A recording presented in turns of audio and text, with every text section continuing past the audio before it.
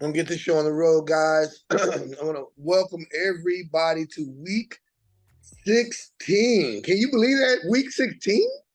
Week Yeah. 16 of the Laboratory of Redemption, That's man. amazing.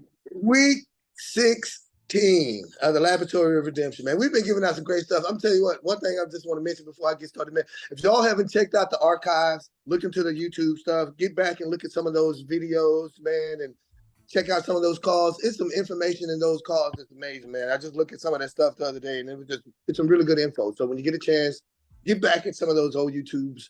Take a look about it. Look at it, man. It's some really good stuff that you can pull off of those videos there on YouTube. So Absolutely. that'll be great. Week 16, man. Again, welcome guys to the Laboratory of Redemption. Topics again for this month have been resiliency, domestic violence awareness. We're going to keep in line with those again, continuing out this last week of October. So going into November, the greatest month of all months. But right now, somebody's birthday is coming up. Well, on the 15th. Welcome to Hunter Case over there. So, guys, we're gonna have a great call today. Man, we really have some good people on here. We're gonna be having a speaker, Mr. Ron Taylor is going to be here, as well as Miss Bridget is going to be joining us. Miss Bridget has great information that we're going to be having. Though we're going to be discussing that, along both of those guys. What they have here. I'm sorry. Here, my phone is dragging up on me. I'm sorry. Here we are. Okay. Here we are. I'm sorry. So as far as Miss Bridget is concerned, she is going to be joining us. She's a remarkable leader whose impact transcends the business world. She has over 30 years of leadership experience, including 17 years at the helm of a multi-million-dollar organizations. She has been all over and doing a lot of great work. Her influence doesn't stop there, doesn't stop at the office. She is also a devoted minister. She's been spreading the gospel for 3 decades. Oh, wow. She's endowed with the spiritual gifts. She's a powerful anointing. She brings hope, healing, and inspiration wherever she goes. Man, she's been going through some great stuff. So I know she's been inspiring me recently with what she's gone. She is my definition of the word resiliency. I've met her. I can't even think of the word without seeing her face in my mind. But in her ground, she also has a book. In her groundbreaking book, Powerful, Grow in You and Unlock Your Purpose. She reveals the 7 power pillars honed through her transformational journey from overcoming struggles with self-esteem, direction. She's emerged from all of that as a powerful speaker, author, coach, consultant, inspiring to others and to help them find their true potential. So her dedication to empowering others is extraordinary, having guided hundreds of women. Bridget demolishes barriers and shatters glass ceilings. So she's also a certified flight assessment instructor. She has her origins in a disc instructor as well, but she is a certified flight assessment, extreme execution coach. She's trained by the world-renowned Dr. Eric Thomas, and she also, like I said, utilizes that flight assessment 2.0. So she's going to be speaking with us today, which is going to be so awesome. So I'm definitely going to be looking forward to that with her today. Also joining us will be Mr. Ron Taylor. Mr. Ron Taylor is also very extensive in what he has. He started as an engineer from Birmingham and moved to Phoenix to begin his engineering career. So after that, he soon realized that his skills and abilities could be applied more lucratively as an independent adjuster. Ron has now been adjusting for over 3+ years. He's managed to leverage his income into successful investment opportunities that's allowed him to experience more freedom and attain more certifications. And he now leverages in an appraiser, an umpire, and a building consultant. At 30 years old, he's done all of that. And he's positioned himself to evolve into a successful entrepreneur in the engineering and insurance industries. So we're going to have those two wonderful, wonderful people joining us and blessing us with the information and all the knowledge and everything that they've acquired throughout the years with us here. So, and beginning all of that, of course, we will have our very own Miss Janea Aiken. She's going to be, bringing Mr. Ron and walking through him and introducing him to us. So, without further ado, Miss Aiken, if you can go ahead and get this show on the road, I'm very excited about listening to what's going on with these guys. Same. Hello, everyone. Thank you for joining today. As a reminder, for the people that are newer to the call, if you could please fill out the contact form that we have. Our dear major will put that in the chat. That contact form allows us to obviously keep in contact with you, but we're building a lot of different things under the surface, including resources, trainings, deployment opportunities in the future. So please fill out that information. Throughout the call, if you have any questions, you can always just put it in the chat if you don't want to raise your hand and say it out loud, and then one of us will be able to get to you in the chat. As for myself, for those who don't know, my name is Janea. I've been adjusting. I started adjusting at the very beginning of this year. Literally January 1st was my deployment date. Before adjusting, I had no background in construction at all. I actually was studying to be a home inspector, and someone told me, adjusting is kind of similar. I had no idea what it was, and they didn't really tell me much. But I did have some time on my hands at that time, so I just studied for it, took the test, and did nothing with it for maybe like 6 months or so. And then I was like, yeah, I need to get a job. So I just tried adjusting, and it was by far the best decision that I've made so far in my life. Very lucrative. Once you get your license, you really should try to get deployed. I know a lot of people on the call may have their license, but they're kind of just like I was, just sitting around not doing anything with it. If you can hear me say this is your reminder to go out there and get caught up with what you need, especially if you already have your license, because this is the slower period right now. But once spring comes around, you just want to be prepared. Even the winter, like I got deployed in January, and that's usually a slower period. But like I said, that's your reminder. But anyway, did you make some money? Did you make some? Travis Loves asked me that. That's amazing to me. I've been working all year pretty much. I've been working just about all year. I've been off for maybe 5 weeks this year. Yes, I've made a lot of money. Definitely the most I've ever made. Easily over 150,000 this year. I can say that, which is a milestone for myself. It's even crazy to even say that number out loud, for real. But yeah, it's definitely amazing. I feel very blessed. That's why I'm in this community, giving my time, because I am trying to get anybody who wants to hear about adjusting.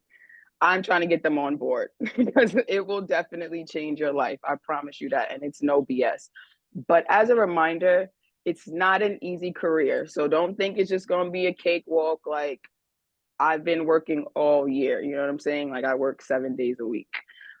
So it's definitely not an easy job, but in my opinion, is definitely worth it.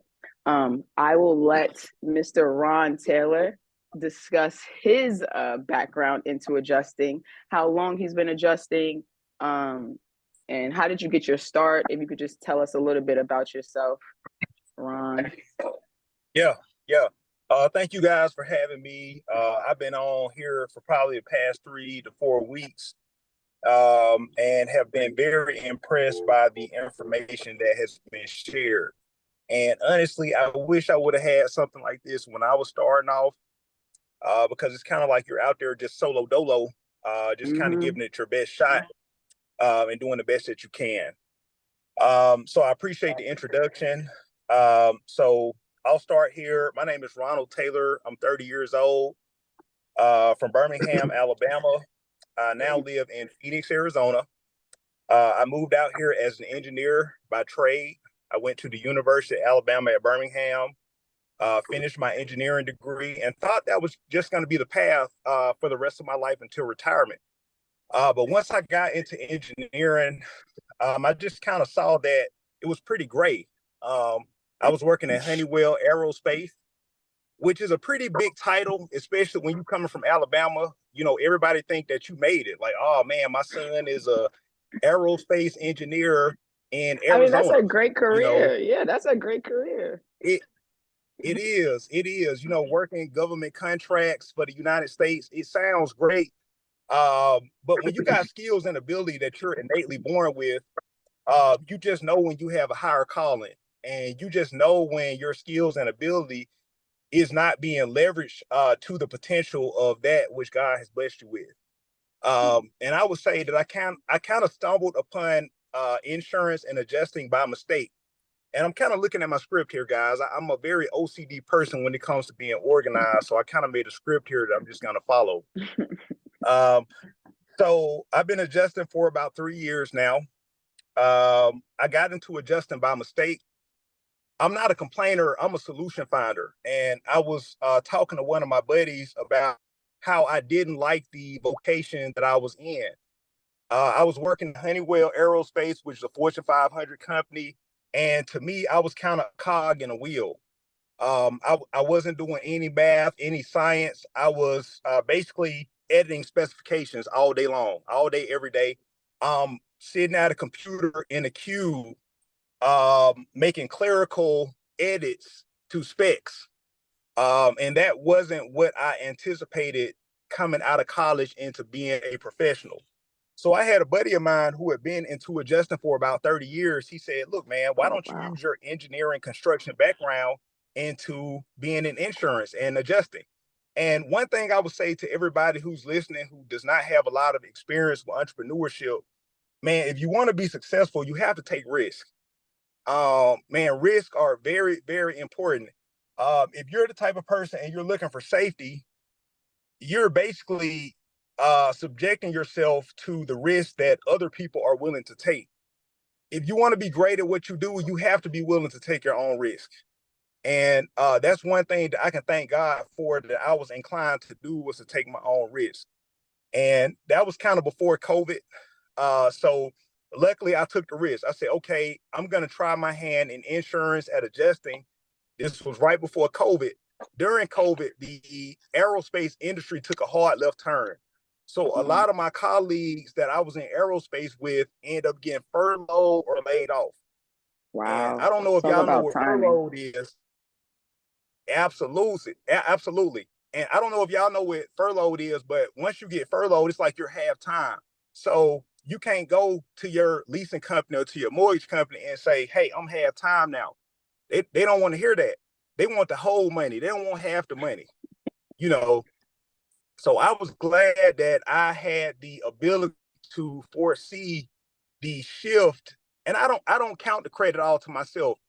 Anybody who's listening who hasn't gotten this far in their career, trust your intuition. Okay, good. When something is telling you go left. I don't care if people on social media, on TikTok, on Instagram, on Facebook telling you to go right. If your gut telling you to go left, you need to go left. Okay. And that's what kind of led me into where I am right now. All right. So back to my list here. I was tired of engineering after 1 year. My friend mentioned adjusting, and the rest is history. I've made over $300,000 in the last 2.5 years. Yeah, which is more than my managers at Honeywell. You know what I mean? So my managers who were micromanaging me at Honeywell, I now make more than they make in adjusting. People go to school for 4 to 6 to 8 years in engineering to do. I'm a material science engineer. People go to school from 4 to 6 to 8 years to do what I do, to make less than what I make now as an entrepreneur. Okay, so trust your gut. So next, I met Dr. Brock on a State Farm assignment here in Phoenix almost 2 years ago. And we have maintained contact throughout this entire time. Travis is a great person, a great leader. He always, he's a very forward thinking person. He does not get thought. Listen, he's the type of person, he thinks on solutions. In your life, think about people who mention problems versus the people who mention solutions. Okay. Travis is the type of person who mentions solutions. I don't know about you guys, but with me, I don't like people who mention problems but don't have solutions. Okay. Travis is the type of person, he's going to think about solutions. And that's something that has always kept me attracted to people like him and groups like this. This group right here and people like Travis are solutions-oriented people who are looking for the silver lining in whatever issue seems to be at the forefront of culture or the situation. So I give credit to this group and Travis for that. Okay. Yes, go I was ahead. just gonna ask. I was gonna ask you specifically about your first deployment. Where was it? How long were you deployed for? Your experience in that. Okay, great question. So my first deployment was to Crawford in Dallas. And I think that was a very good deployment because it was a desk deployment. So I had a little construction. I had a little construction background. I knew how to use SolidWorks and CAD on how to, write drafts or, write sketches. So I had a little background in that. Okay. But a desk deployment was very key for me in the beginning because it showed me, okay, if I'm in the field, what do I need to be looking for when I'm assessing property damage? So that was key for me. My very first deployment was for Crawford in Allen, Texas, which is right outside of Dallas. And for anybody who hasn't deployed before, man, when you go to these different towns and different cities that you've never been to, there's a lot of opportunity there. First of all, for you to learn. Second of all, for you to travel. Man, dude, go see some different stuff. Man, some of this stuff I had never freaking seen before, never even thought of seeing before That's a until I fact. accepted, until I accepted some of these deployments. Man, you get out here, you meet different people from different places, you get different cultural points of view, you get different climates and people who think differently from you. I mean, so it makes you a better person as far as being well-rounded, you know. So I think that's one of the intangible benefits of being an adjuster. That's one of the benefits that I enjoy very much. Absolutely. Absolutely. So let me move on down the list. Okay. Benefits of adjusting allows one to have enough money to pay down debt, which is very important. If anybody in this group, if you got consumer debt, pay it off as quick as you can. And what that does is it raises your credit score to where you're more credit worthy and banks will loan you more money in order to leverage towards some fruitful investment opportunities that can change the situation for you and your family, which is very big. So having enough money to pay down your debt, boost credit, and invest. This allows you to build a strong work ethic under high pressure. So adjusting isn't easy, guys. Whoever's starting out, you have to have a certain work ethic. You have to be willing to put your best foot forward because it's going to be hard. I mean, when I started out, I was working 712s. You making a bunch of money. Don't get me wrong. But when you're working 712s, especially if you're responsible for your ability, it's customers you have to keep in touch with. It's estimates you have to write. It's claims you have to close. And I think we may have mentioned this in this conversation, but ABC, always be Always closing. be closing. Yep. You always want to be closing claims. I don't care if Miss Johnson feel like she don't have all the information. Take all the information you got, write your estimate based on that information, and close that claim. Okay? Guess what? If it reopens, that's a supplement. When you close it again, that's still going to show up on your record for that week as closing the claim. So ABC, always be closing. That's another very important point. So let me go on down here. Okay, so allows you to build a strong work ethic under high pressure. So make sure that you can leverage. I know it's hard, but leverage that hardness. If it's hard, do it hard. You know what I mean? If the work is hard, do it hard. And that's going to make you stand out among people who not willing to work as hard as you. If you're willing to work hard, you're going to always stand out. So instead of complaining, find a solution for the hardness. And if it's hard, do it hard. Under that is this license is transferable. So your adjuster's license can be leveraged toward other businesses that also make you a lot of money. Okay. Turn the page here. So the challenges of adjusting is time intensive and labor intensive. It requires organization. You must be organized. Keep a good schedule. That means get you a calendar. Know what's coming up Tuesday. And for the people on this call, do you know what you got to do Tuesday? Do you know what time you got to do it? And if you don't, you need to make sure that you can schedule that. Know what's on your schedule. Every Sunday, watch football. I love football. I'm just leaving the Cardinals game right now. But know what's on your schedule this upcoming week. Know what time it is and don't be late. That's organization. People respect people who are organized. Mm-hmm. You know, even if, look, being on time is late, being 5 minutes early is on time.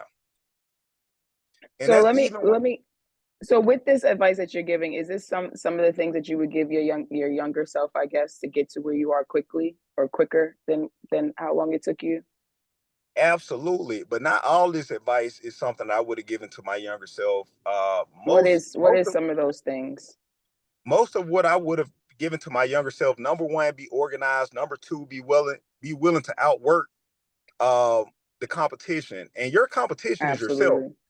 Your competition is yourself. Be willing to outwork yourself. So be willing to be better today than you were yesterday. Mm-hmm. Mm-hmm. And as long as you can do that, man, listen, I tell all my partners that I've tried to get into adjusting. A lot of people don't listen. They complain about their situation, but when you try to introduce solutions to them, they'll say, "Oh man, that sounds good, man. I think that sounds good," but they don't execute. So I have a mentor. This is another thing, guys, and I think I have this later on my list. Get mentors. And that's what this group is good for. This group is good for people who have been where you are that can tell you where you're trying to go. Mm-hmm. Always be open to people and be able to minimize your ego. Ego is not good. Minimize your ego to where you can learn from people who are where you're trying to go. Go ahead, Demetrio. What you say? No. I agree with that. Minimizing your ego, man. Even if you've been in this industry for quite some time, you still can learn from somebody who's just getting into it. When you just get into it, they influx you with all of that new information. Sometimes they get you some stuff that you may miss. So humble yourself and be ready to take on that new. Always be ready to get that new information. I was just echoing that, man. It's good stuff, man. I appreciate that. Absolutely. And guys, reach outside your network. This is a great group. But I found a guy on TikTok who's now my mentor. Man, this guy is like he's a retired ER physician. I'm a car guy, so I like Ferraris and Lamborghinis. I saw this guy, man, running around Scottsdale, which is out here where I live. This guy's got like 3 or 4 Ferraris, 3 or 4 Lamborghinis. Man, I reached out to him. Man, how the hell did you do that? Because that's what I'm trying to do. So be willing to minimize your ego to learn from people who have more experience than you have. That's key to growth. That's key to really being outside your comfort zone and being ability to I can take you to the next level. And when I say God, I don't know who we got on this call, Muslim, Christian. Man, God is within, man. He's in your heart. If you want to see who God is, look in the mirror. Okay.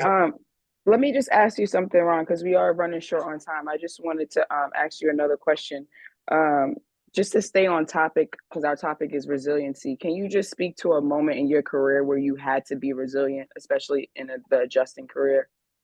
Every day, because you have customers who will stress you. You have customers. Listen, Miss Johnson, we're going to be in touch here in the next 3 to 5 days. And when we follow up, we'll have our ultimate conclusion on how we can get you taken care of. That works for some Miss Johnsons, but the other Miss Johnsons, they're going to call you every day. So resilience is basically, yes, man, resilience is basically being able to take it all in stride. Mindfulness is very important, guys. Mindfulness, because you're dealing with humans. Absolutely. Who are having a bad time. One of their biggest investments most likely is damaged and they're not happy. Right. And Travis told me this, bro. I'll never forget this. When I first met Travis, he said, bro, set your hours. Set your hours. That means if you working 7 to 7, set your hours to know I'm not taking no more calls after 6 p.m. So after 6 p.m., you summon up your day, because don't take that stuff to sleep with you guys. Because what happens is if you take that to sleep with you, you end up with burnout. And burnout will really shorten up your ability to make money. So set your hours. Tell customers, hey, look, Mr. Jackson, 8 to 4:30. If you call me after 4:30, I'm gonna call you tomorrow. So make sure you set your hours, because that's gonna always it's gonna give you the period of exertion and relaxation. Those two periods are very important. You exert at one point of your day, you must relax in order to recover. Right. I'm kind of balancing that now. I'm learning how to balance that now. Right. And that's what keeps you going. So let me speed this up. I know we limited. I got a whole list Yeah, here. we are. I don't know if we can get through the whole thing, but we got some good info. So good. You're good, though. Thank you. Right. So, okay, let me speed up here. So, hey, Ron, we'll have to bring you back, and we'll have to bring you back so we can keep it going, brother. Right. So listen, so time intensive, labor intensive. It requires organization, requires grit, which is what we're talking about here. Right. Resilience is grit. That means stick through it. Even when it look ugly, keep going. Requires patience. This community is a huge benefit to help you navigate this new terrain. 100%. How to use your money.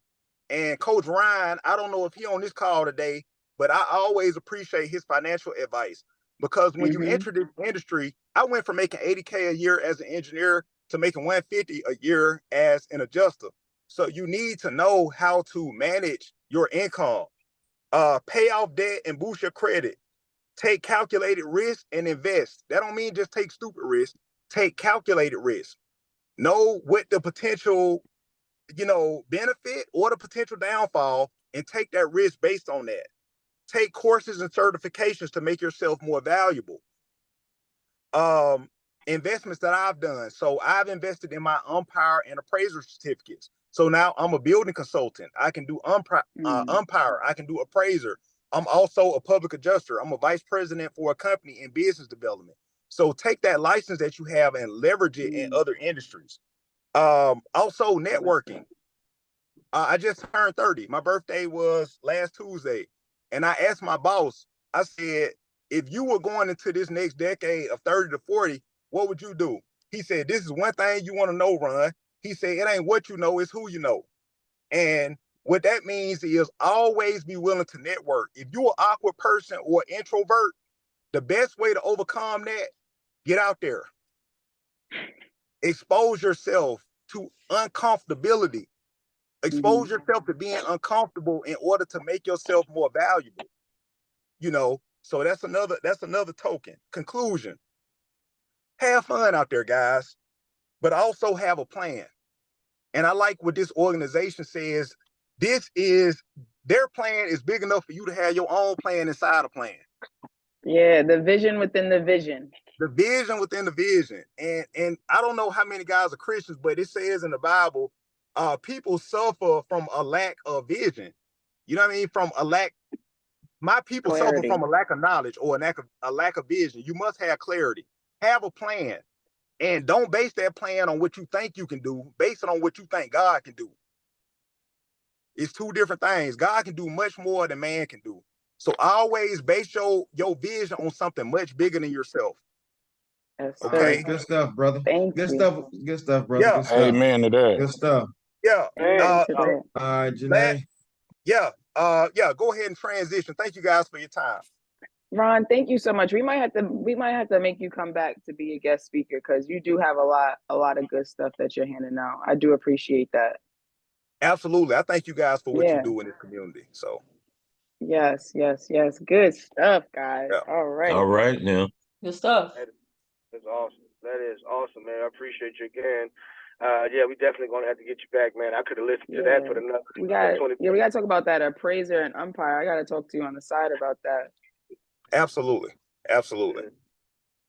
Absolutely. Good stuff. Appreciate you, Ron, man. Thanks a lot, man. Thanks for joining us these past, man, the input and everything, man. We look forward to the future, man. What you got, man. So it definitely sound like a wealth of knowledge, man, and what you bring to the table and what you got going on at such a young age, man. I'm Right. impressed, man. I'm It's impressed, man. inspiring.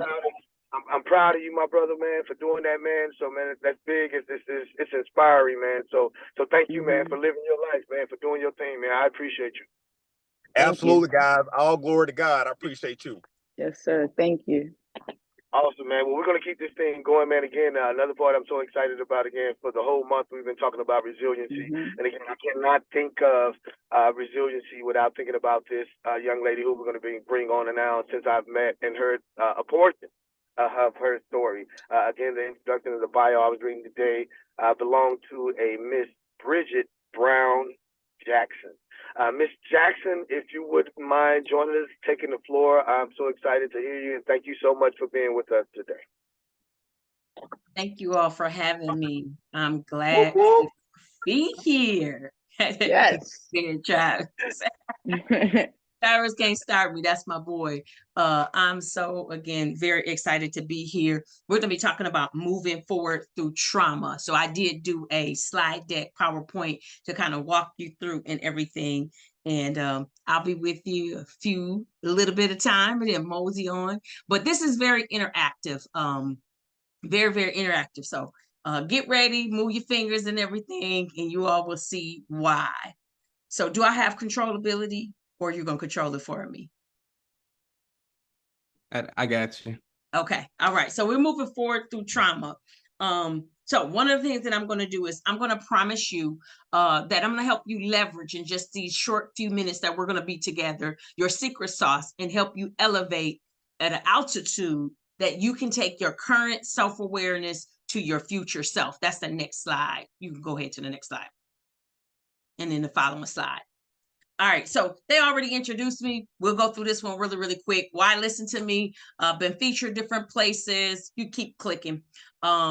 I've spent over 30 years in education, 17 years leading multi-million-dollar organizations. I have an amazing podcast called Powerful. It's on all the major platforms, as well as keep clicking, keep clicking, keep clicking. It's a whole bunch of little clicks. Sorry about that. And then I'm a best-selling author. My book, Powerful, right there too, as well as Hope Ignited, which is an anthology. I call myself a behavioral wealth strategist because I love talking about behavior. And so that's what we're going to focus on tonight. Click one more time. This is my greatest thing that I love to share with everybody. Oh, it didn't do it. Okay, so I don't know. I hope you got, it's the PowerPoint. It should be a video. Well, there was a little video on there in that corner that's missing with E.T. E.T. says that I'm the best because he coached me. So for those of you that know Dr. Eric Thomas, listen, I love when he says that about me. I agree with him. All right. And so we're going to keep on talking because, again, we've already went through my bio. So we're going to talk about trauma. So as a former teacher, as a former administrator, so education is my thing, my jam. I always like to start off with definitions. So the word trauma is a noun, and it means a deeply distressing or disturbing experience. So that's dictionary.com's definition, right? But I want to look at the definition in the American Psychology Association. That's the next slide. It says any disturbing experience that results in significant fear, helplessness, disassociation, confusion, or other disruptive feelings intense enough to have a long-lasting negative effect on a person's attitudes, behaviors, or aspects of functioning. Now, I just need you right now, this is where we're going to be interactive. Somebody, come on here in this chat and chat with me. Can you put a 1 if you've ever experienced a trauma? If you've ever experienced a trauma. I'm going to start first. I got mine, okay? I see some people, you've experienced trauma. All right. Anybody's had a recent traumatic experience? If you've had a recent traumatic experience, type in 2. So some of those experiences can be, I see they're coming in good. Some of those can be literally human made, right? And so You can have an assault that happened to you. We could be dealing with war. We're looking at what's happening over in the Middle East. It can be an industrial accident. I just got done dealing with that. My last school that I was principal at was in Flint, Michigan. And we all know what happened to Flint with the water crisis that still had residual effects, right? It can be nature. It could be a hurricane, tornado, earthquake. But whatever it does, it challenges our individual view of the world. So sometimes we don't feel just, we don't feel safe, we don't feel like there's a predictability about it, right? But we're going to talk about that tonight on how you move past there, all right? So go to the next slide. Everybody ready? We're about to take flight. So fasten your seatbelts. The next slide. So we're going to talk about a secret sauce. My business is called Exponential EduVentures. I love teaching, but I also want to have EduVentures. And so in other words, we're going to have some fun in learning, right? And so all of us have a secret sauce. All of us has something that helps our genius be a genius. And if you go to the next slide, we'll talk about that, right? So before we talk about what that secret sauce is, I want to blow something up, all right? Click it one more time for me. Now, you see me blurred? That's because some people don't have a clear sense of this particular secret sauce, right? Click it one more time, just once. And then you see me partially clear and then fully clear. That's because, go ahead, click it one more time. Cornell University did a study. And what they found out was they asked people, were they self-aware? Of course, everybody said, oh, yes, I'm self-aware. And guess what they found out? 90% of the respondents that said, yes, I'm absolutely self-aware were not when they did the assessment. Only 10 to 15 were self-aware. And so when I'm talking about that self-awareness, I'm not talking about self-awareness in just, okay, yeah, I know myself. No, I'm talking about at a microscopic level, at a cellular level, going really, really down, having some serious emotional intelligence, right? So when we look at emotional intelligence, there's 5 components. Won't go into all of that today, but one of them is having self-awareness and then having self-regulation. Well, most people don't have that at a cellular level. So we have to work on that. You could go ahead and go to the next slide. So that's what we're going to do today. Now, one of the things that you tell you when you get on the plane is, you know, if in case of emergency, grab that the oxygen, put it on yourself before you help somebody else. And that's what I want everybody to think about, you know, as we're talking about this month of October, as we're talking about resiliency, as we're talking about this is honoring a domestic violence month. We want to make sure that we're taking care of ourselves as we're also taking care of other people, as entrepreneurs, as business people, as leaders, right? Okay, so hopefully we got this. And this is, the next one is a video, really, really short. I want to share that with you, and then we're going to go in and talk. Ooh. There we go.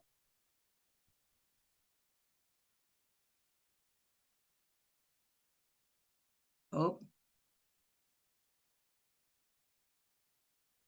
It didn't come up. Maybe this is not the PowerPoint. Maybe it's PDF. So, okay. So that was Angry Birds. Go back to it. I'll just talk about it. So if you ever seen Angry Birds video, you think you got it? If you ever seen the Angry Birds video, don't worry about it. We'll talk about it. In this little clip, the Angry Birds are sitting there and they're having this conversation and this talk. And the one right here, he's on the board and he's sketching out all these things that he's going to do. And then there's another one and she's like, that she's analyzing him and she's like, nope, no plan.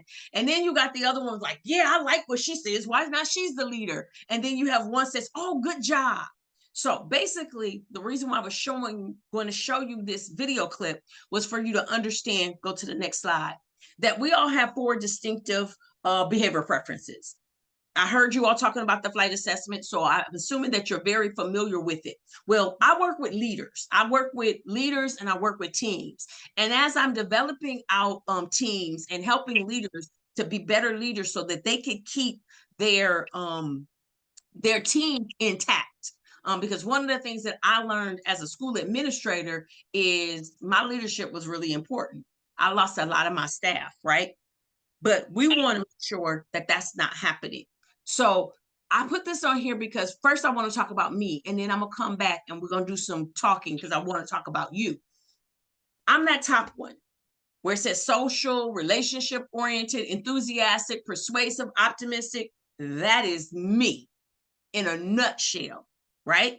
Well, that's my superpower. That's my genius. That's what God gave me to be me, right? And I want other people to make sure that you're being you. So as we're dealing with being resilient, we have to understand what our superpower, our genius is, our zone of genius, so that we can be who God designed us to be.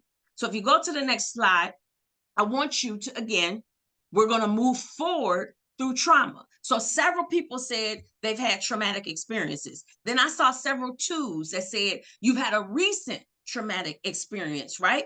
Well, we got to keep putting one foot in front of the other.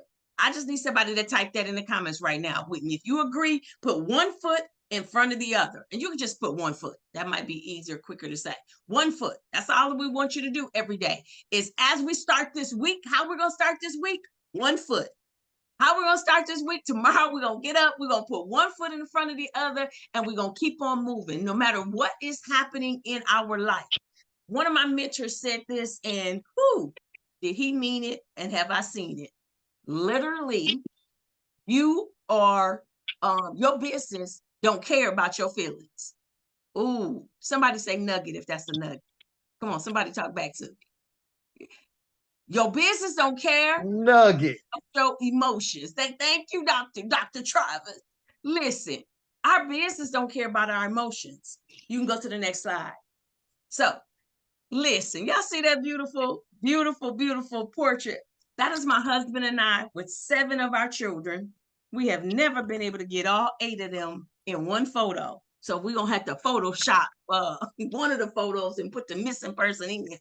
But my husband and I got married 14 years ago, and we had a blended family. He had 4 and I had 4. So that's our adorable, adorable family. Go to the next slide. I'm a minister, by the way. And so a couple months ago, God had me do this series on standing in faith. I was tearing it up, standing in faith, be patient in God's timing. I was enjoying it. Y'all see that smile on my face, loving and enjoying what I do because I do. I love it. If y'all can't tell by now, you all know the flight assessment, you know I'm a flight attendant, right? So I was enjoying, absolutely, absolutely enjoying. You can go to the next slide. But last month, my life was shattered. I lost my 26-year-old son abruptly. And this month, I had to do a press conference to fight for justice to find out what happened to him. Listen, you can be up one moment on the mountain and you can go into the valley really easy. But I need you to go to the next slide. But this is what I want you to always remember. When life is lifing, you need to be your own help. All right? Life is going to life us, but we're going to be resilient. So I need somebody to come on, talk back to me. Come on, somebody talk back to me again. I need you to be resilient. So just put a capital R. You're going to be resilient even though life lifes you. Y'all see my face? And you might be asking, well, Bridget, how are you able to talk about this? How were you able to have this conversation? 44 days ago, I lost my son. 44 days ago. And this morning I woke up and I was in tears on top of tears. But I put one foot in front of the other and made my way to church. Went out to eat with my family, my husband, my daughter, my grandchildren. We all went out to eat today. And it was hard because that reminded me of my son. But I put one foot in front of the other. All right, go to the next slide. So even though life is lifing, I need you to understand the reason why you got to stand and be resilient is because we all have a blind spot. We all have some kryptonite that can come to get us. All right.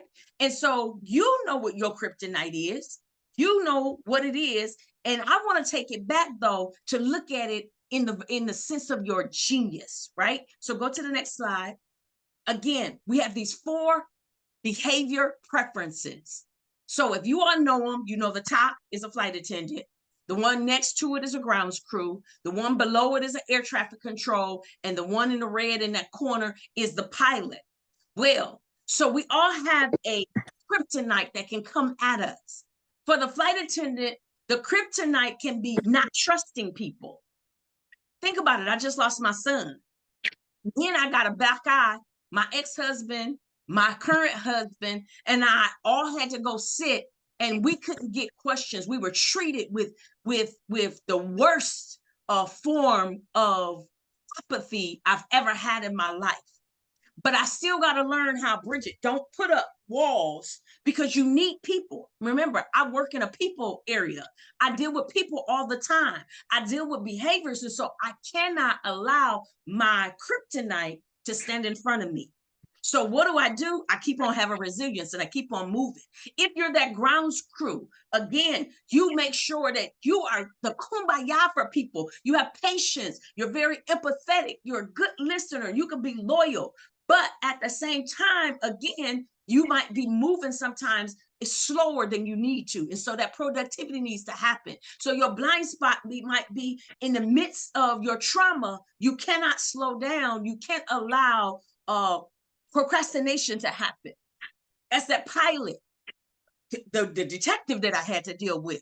Oh, totally a pilot. I summed up his behavior in 5 minutes of being in a room with him, told the other detective what kind of person he was. She said, I said, but he lacks people skills. So he has to work on that because that can be the thing that can help him in his trying to grow and be into a better police officer if he chose to. But anyways, that's a whole nother thing. And the air traffic controller, again, sometimes analysis paralysis can get in our way. So what is those things when we're dealing with trauma that can take us on out and we don't want to be taken out? So what is that thing? Identify that thing so that you know that you can keep on moving forward. All right. Trying to look at the time because I want to make sure that keep within the time frame. So go to the next slide. So what I want you to do is think about, again, how do I move forward every day and be very, very resilient despite of the things that I'm going through in my day-to-day life? Because life can life. So come somebody say that one more time. Chat. Life can life us, right? Life can life. But guess what? We have the innate ability to move past it 1 foot at a time, put 1 foot in front of the other and keep on moving, right? So here's where I want to end up. And I want to make this is the thing that I want you to take home. So go to the next slide. So there's some levels of change. All right. So if you're willing to change, go into your reactions and just raise your hand. Raise your hand or put the what's the reaction things they got? Put a heart or put a thumbs up. Put a heart or a thumbs up. If you're willing to make the change on a daily basis. So here's 6 things or 6 areas of the levels of change. I want you to consider your environment. I want you to consider your behavior, capacity, your beliefs, your identity, and your purpose. So let's unpack this. Your environment. Where am I? So as I'm dealing with the grief and the loss of my baby, not just my son, but my baby boy, right? And you know, those babies are something else. They kind of special because they think they're babies. And he would say that all the time, Mama, you know I'm your baby. I'm like, you're a grown man. But my environment now, where am I? Well, I understand where I can be.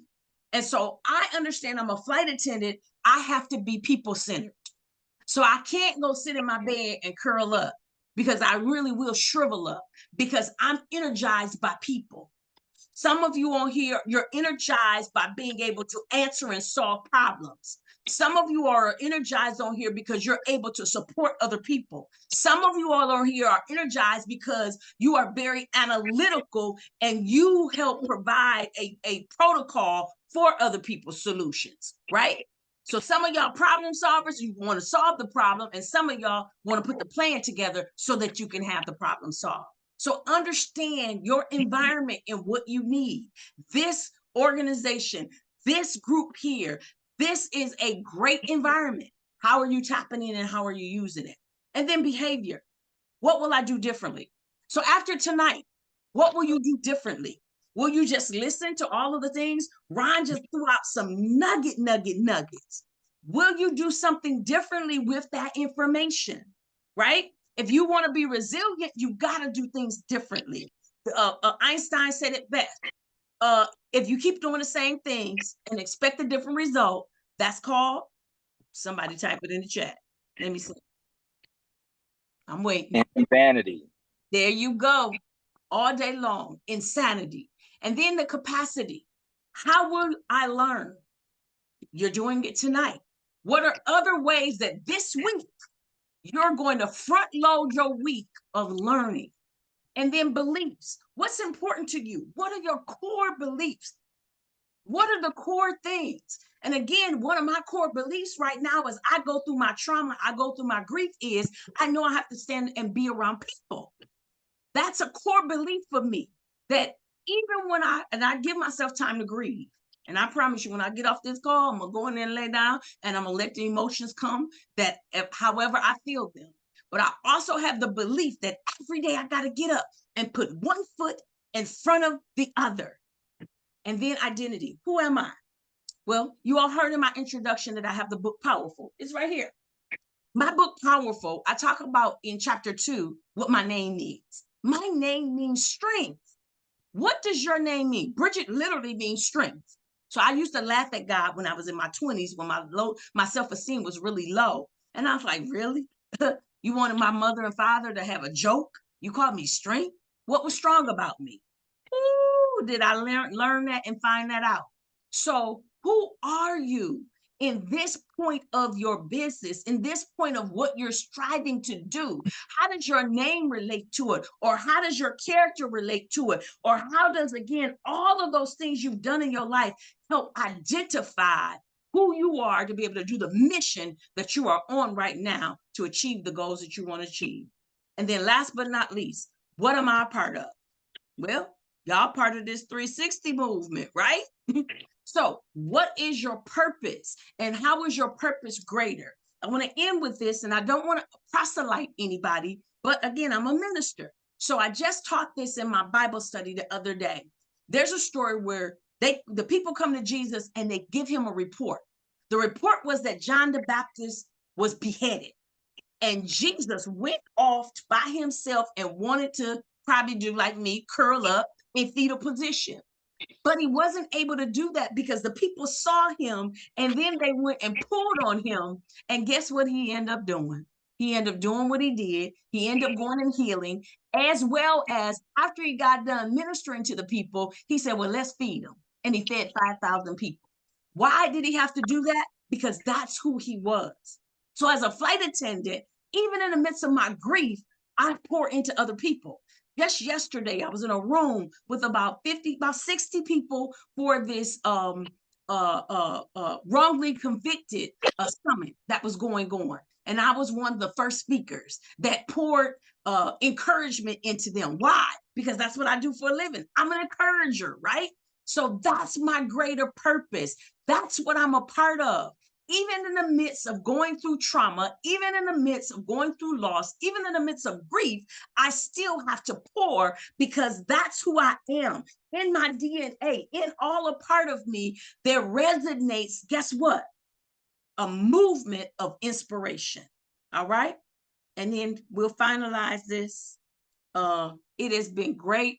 I hope that has helped you all today, just to encourage you to stay resilient in your levels of change. Understand your environment, your behavior, your capacity, your beliefs, your identity, and your purpose, because it's going to help you when life is life in you. All right. Next slide. It has been great to be here with you today. Again, you can click it. My name is Brigitte Brown Jackson. It has been wonderful to be your flight attendant. We are landing this plane right now.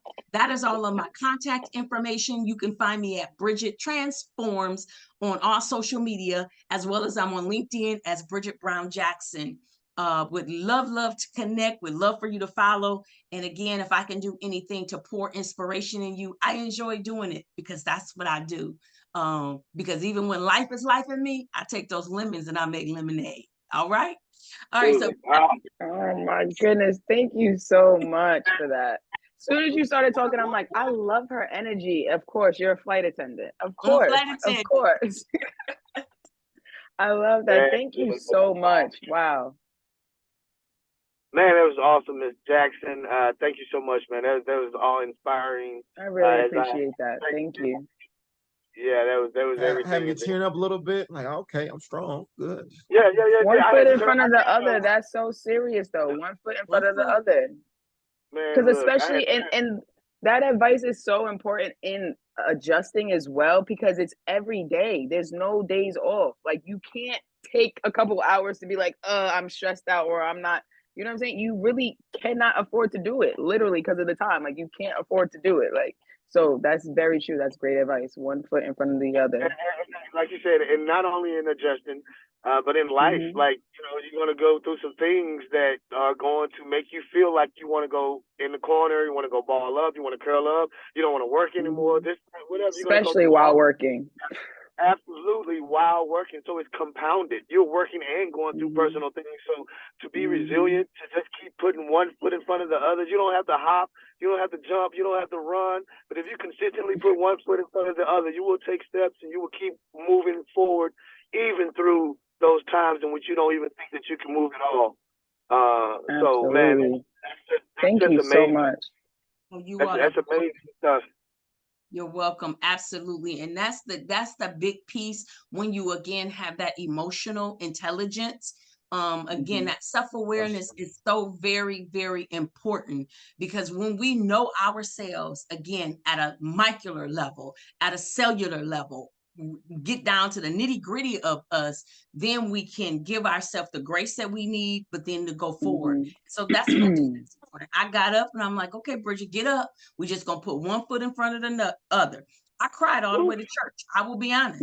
When I got in there, I put my worship on. I got back in the car. I cried all the way to the restaurant. I went in there, ate. I got back in my car. I cried again, because today was that day, because I still don't have answers and I want answers. What happened to my baby?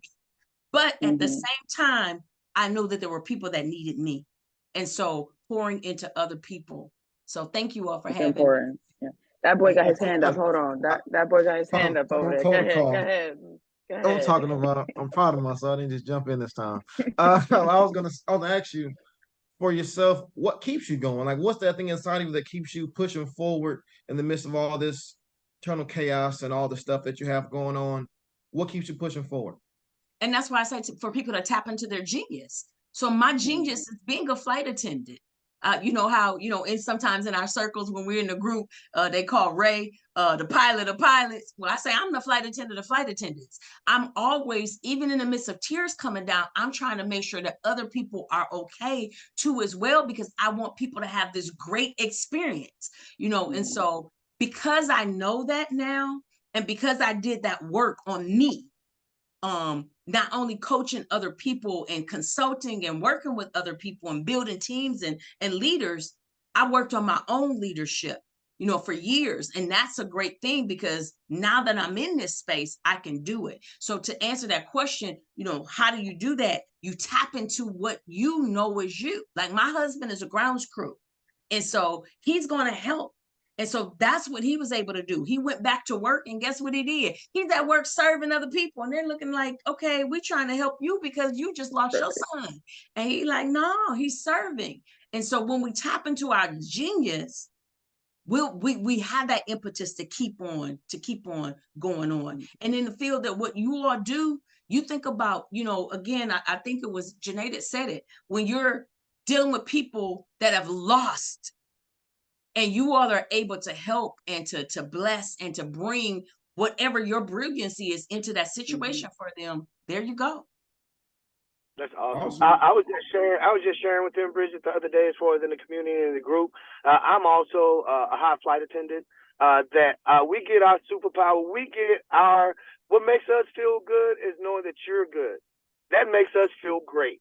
And so when we are going around, and if we know that you're good, that is us and our superpower. And that's how, so I can see how you just going by and in your superpower, still making sure everything is okay with everybody else, even though you're going through what you're going through, that made you exist in your world, and that gave you some comfort. in that. So I can see how that happened, man. And again, man, you're my hero right now. I don't see that going anywhere anytime soon. Right. So, man, I can't wait till the next time I see you. I'm looking forward to everything that you have to offer me personally, our community, just everybody in the Absolutely. hymn. So thank you so much, man. I'm so proud of you as a person, you know, as a human being, man. Just thank you for all the encouragement that you have, man, and the way to be a beacon for those who may need that. So thank you. Also on Thank you Uno for your table, time today. I'm gonna destroy on the Uno table. You ready to go next time? Uno, I'm Nah, ready. You're ready. nah. Next time I got you. I'm sorry, my bad on that Uno. I'm sorry, man. I missed that one. I missed. No, tell on yourself fully. So here's the backstory, y'all. I'm a flight attendant. You know, I thrive on I people. missed it. We're all in Lansing, East Lansing, and Dr. Travis, we're all in the same hotel. I don't know that I'm in the hotel with all of them. The next day I see him and he was like, "Oh, we were down there playing Uno for a long time." I said, and I was just in my room crying and I had people. Just thriving, understanding and knowing whatever you are, whether you're a flight attendant, whether you're a grounds crew, whether you're air traffic control pilot, knowing the nuances of what makes you tick and thrive in that. One of the things that I share with people, and I share this even in my book, that literally understand and know yourself so tough that your strength helps eliminate the majority of your weaknesses that you have already created and developed. If that Say that makes one more sense. time. Say that one more. That was so good. Say it one more time. Know the nuances of who you are so well that you build on your strengths. Because a lot of times in the world, we're taught to increase our weakness. That's what I was taught when I first became an administrator. And it's like, no, now I focus on my strength. And guess what has happened? I have diminished some of my weaknesses because we manufacture our own weaknesses. So those limitations that we have a lot of times, we've created some of those. And I told you mine was, I put up brick walls. And so because I wouldn't trust people, because as a flight attendant, I'm very optimistic. But then when you hurt me, then my trust level starts going down. Well, I couldn't do that anymore. So now I don't. So even in the midst of what I'm going through with this hurt, with this case, with my son, I still don't not trust people because I believe that humans are great. I don't care about the few bad apples. There's some wonderful ones still in the midst of it. And I have to keep, remember I said that beliefs. So one of your things that changes your beliefs. So I have to hold on to that belief, even though my son is dead and I don't know how he was killed. I still have to believe in humanity, that humans are innately good. God made them good. Absolutely. Yeah, I love that. Woo, man. That's right. I'm so happy you were here with us today. Man, I don't even want to end this thing. Unfortunately, we're going to have to, guys. I could go on talking and listening to that all night, man. But I just want to take a few minutes, man, to thank you guys again for joining us this week on this call. For those who have missed it, I hope y'all send this to them. Record it and send it to them. This is some vital, great information, not just in adjusting, but in life, man. How to deal with life in day to day, man. How to move forward and with things. So, man, this has been great, man. Guys, I want to invite everybody. 100K Club, man. This is what we do every month. 100K a month. That is our goal. I know it's a little slow right now, so let's prep. Let's do all the preparation work that we need to do to get that 100K when it's time again to get back out there. That's a fact. Because come spring, I'm getting that 100K.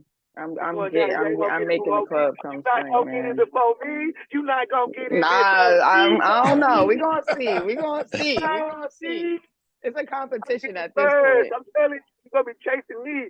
But man, that is the goal, guys. We want everybody to come get us. We don't need you. we don't need you with the $200,000 club. Like you stay over there. So we're gonna be doing that, man, guys. Again, 100K Club. We want to not forget that the laboratory nutrition, guys. This is what we do every Sunday, man. So we're so happy that you guys are joining us. We're here with us. I'm gonna be a little disturbance here. I'm picking up a friend from the airport here, but thank you, guys, again. Come back, Coach Tip. Yeah, come back. Oh, that's right. You got the coach tip. Can't forget about the coach tip. Oh my gosh, the financial tip. That's something new. We You know, need that. we We need that. we gotta get that financial tip. Come on, So, let's get Coach on. Let's get that, Coach. My bad. No, y'all right. Y'all right. I'm having family dinner.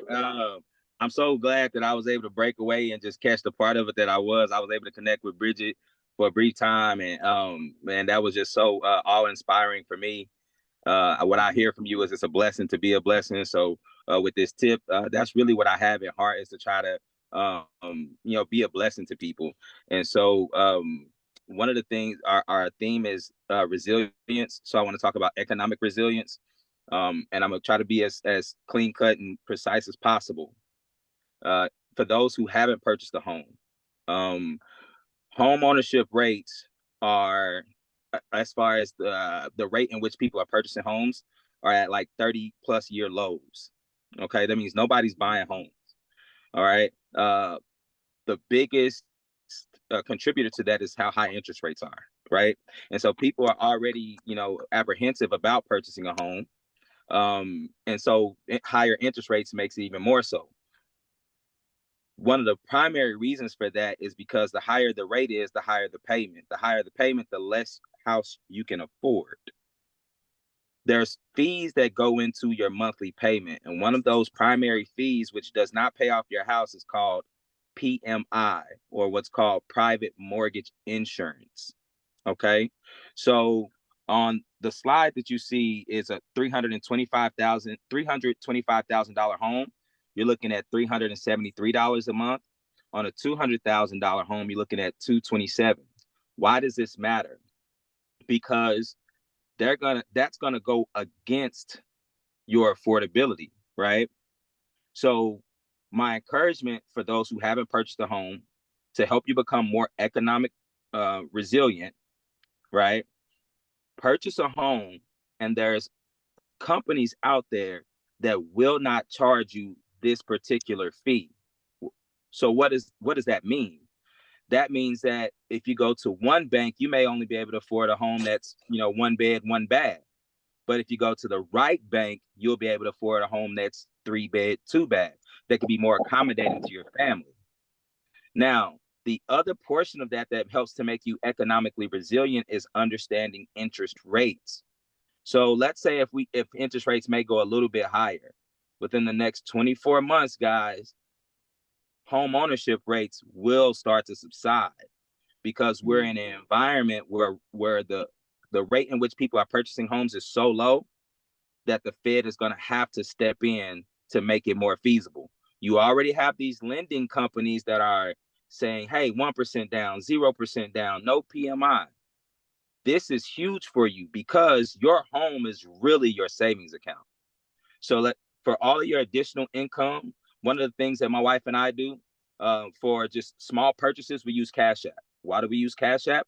Because we use the boost feature, which gives us a percentage off on everything we purchase, and then it rolls up. So whatever the change is, it goes into our Bitcoin, right? Now, this is free money. All of our free money we put towards our mortgage. The reason why is because it brings down how much we owe. And even if you have a mortgage that includes this payment, this small monthly payment, once you owe less than 80% of what your home is worth, they automatically drop this fee. So this is a great way for you to build up your net worth. Your mortgage is how you build and increase your net worth. So even if you already own a home, right? Use any type of incentives, cash back from credit cards to put towards your mortgage, because you're just saving money. You're not actually spending it. And then once you get below that 80% threshold, this monthly payment that you see here is totally wiped out. Now, what does that mean? You can keep making your same mortgage payment and pay your home off even faster, or just raise your net worth faster. So let's avoid PMI by choosing the right banks. And then if we do have PMI, let's use any type of cash back or incentive programs that we have with your credit cards, debit cards, anything like that, to put towards your mortgage, so you can eventually get away from this and build up your net worth, because a higher net worth means you're more economically resilient. So if there's any questions, I know I covered a lot in a little bit of time. buy a home. And if you already have a home, come up with a way to put more money towards your mortgage to get rid of your PMI. That's the tip for this weekend. I thank you guys for your time. Too good, bro. Thank That was you. good. Thank you. That Too was That was great. good. Awesome. That's party, man. That's what I'm talking about. That's good stuff, man. There's a lot of stuff I have never heard of, PMI and mortgage stuff. That's good. But I'm happy to know that going into. So when I'm ready to say Next year, Hey, next name year, of the I'm game, coming to you. the name of the game, guys, is acquiring assets. And we're going into a world, guys, where it's gonna be the haves and the have-nots. It's not gonna be a middle class. You're either gonna be economically resilient or you're gonna be economically crushed. And it's not to frighten anyone, but it's to say that this is kind of where things are going financially. So if there's any questions that you guys may have, please do not hesitate to shoot me a text or a call. Like, let's own homes. If we don't own assets, all we own is liabilities. We have no net worth. None. Mm-hmm. None. Assets Facts. are your net worth, guys. Facts. I love this community. Thank you for that. Thank you so much for that. Appreciate you, Coach. Absolutely. All right. That was big facts, man. Thanks, Coach, man. I appreciate that. Guys, again, man, thank you all again for joining us next week. We're going to have a special guest speaker, Mr. Tyson Harmon. He's an adjuster. He's going to be our guest speaker next week, so I'm looking forward to that. And of course, again, stay with us next week. We're going to get another one of those great financial tips from Coach. Coach Ryan's going to be blessing us with that again. So, man, thanks so much for taking your time out of this Sunday. Like I said, my man Ron said it's a football Sunday. So for those who have joined us, man, I know that, means something, that love that, man. So I appreciate it, man, taking your time out as well. So thank you to everybody. Hanging out. Guys, drop your info in the contact and the Discord. You got a lot of stuff coming out that's going to be rolling out here soon. So please make sure you get that contact so we can make sure we get that information to you. And thank you again, man. I can't tell you how much I appreciate y'all in the community for joining us. My people that are within the core group of the community. Thank y'all so much, man. Again. So everyone have a wonderful evening. We see y'all next week. Oh, hey, Miss Jackson, thank you so much. That was thank you so much, Miss Jackson. Thank you, Miss Jackson. Starting trouble. Go Cowboys. Go Cowboys. That's right. Go Cowboys. Go. Here we go with the Cowboys. I do. I like Ron. Ron, all right with me, man. That boy, hey, man, all right with me. How about them Cowboys? Y'all know the deal. Forget about them Cowboys. How about them? You know what? I ain't gonna be messy. Here we go. Yeah, see, exactly. I ain't gonna be messy. Talk about. I ain't gonna say nothing about Kansas City. I ain't gonna. Oh, the Jets won. Did the Kansas City win? Did the Kansas City win? Oh, he gone. Where is he gone? The Jets won. He gone now. Oh, the Jets won? Really? Yes. Toby's representing KC. The Jets beat the Giants. Oh my God, yo. That's right, KJ. You let them know.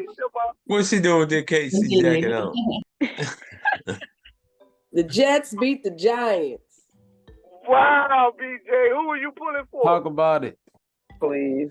I told you I have that initial bet before he got hurt that the Jets was going to win the Super Bowl. Oh, please. Oh, man. Them dreams is long gone now. Before he got hurt. Them dreams is long gone. Danny Jones robbed y'all. Danny Jones robbed y'all. Going back. Hey, but guys, man, I appreciate what you do. If you guys ever need me for anything, man, if it's any information that I can provide, I'm always here to do that. And I always appreciate the information that you guys have to offer as well. It's priceless, man. So, man, thank you, Ron. It was a pleasure talking to you. Absolutely. Yeah, man. It's my guy, Ron. Man, that's awesome, man. To see you now. All right, man. all right. So cool, man. Big time. Big time. Mike, what's up, Russell? All right, y'all. Little brother, what's up, little brother? He gone. All right, y'all have a good night. Thanks. All right, y'all. All right.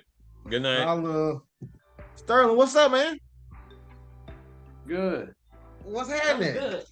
We got this saying Yeah, I'm that. feeling good. Yeah. You know, boys I came got through today. Thursday ready to go. Hey man, we definitely could use your help, bro, with some stuff, man. Definitely use your help with some stuff, man. Boy, mate over there drowning, so I need some help. I'm down. Just let me know. All right. I just did, man.